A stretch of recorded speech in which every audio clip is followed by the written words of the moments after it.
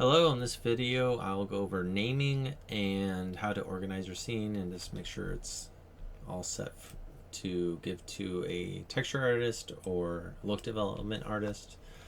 Naming. So the naming structure I want to use is called Camel Case, and the way that is set up is it'll be a name. There'll be no capitals in the beginning, so it'll be lowercase in the beginning, and if there's no spaces, so whenever you do a new word, it'll be a capital letter of that word, and then underscore, and then another descriptor.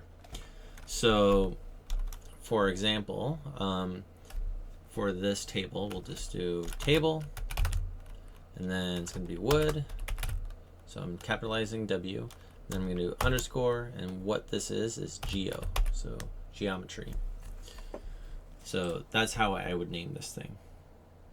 So let's hide this real quick.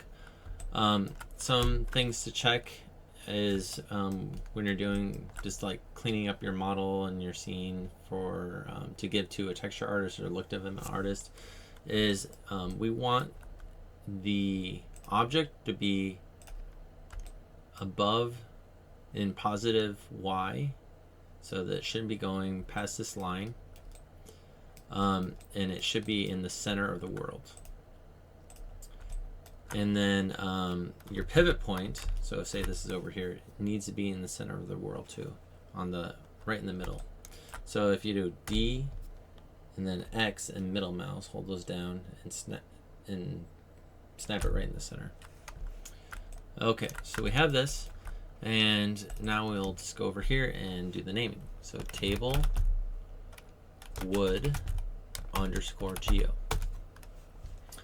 So another thing about the setting your scene up, there's different, sometimes they'll want to put a folder or group structure in with each asset to give some control and help with any kind of problems with their pipeline. So one way I've seen this done is adding a group, so Control G, and that will automatically put the pivot point of the group right here in the middle of the world. So we'll just go something like table wood underscore GRP. So instead of geo, we're using GRP for group. And then we're going to group it again 4 more times. So 1, 2, 3, 4. And then we're going to go here. We're going to name this table, or we're going to do scale underscore group. So the scale. And I'll show you why we're doing this later. But rotate underscore group, and then we'll go translate underscore group, and then I can go over here and do the name of the asset. So it's table wood. So it would be something like this. Each one of these should have the same pivot right in the middle. And the reason why we do this is we would lock our model, so we could select all this and do a lock. I don't want you to do that right now, but you can do a lock so that it can't be edited. We do this so it gives the pipeline a lot of options to move your scene around. So say this was animated, for instance. Maybe that this thing was knocked over and we had this animation, so I'll put some animation here, and it just like does this thing,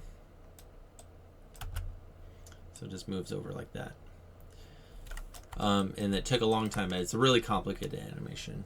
It's obviously not, but for instance, then you can go to, so we did that in scale, we can go up to rotate and just move it over, and it keeps that motion. Say like, oh, we want that work, but a character's walking through. Now I can just go up this next group and move it over, and I still keep all my animation. I don't have to like mess with another person's work to make it work in the pipeline. So this gives you a lot of options, and you can limit each one of these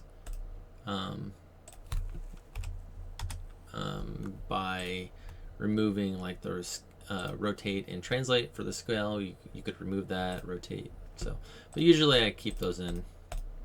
And yeah, so that's a structure I want you guys to use for these assignments. So keep that in mind, and I'll see you in the next video.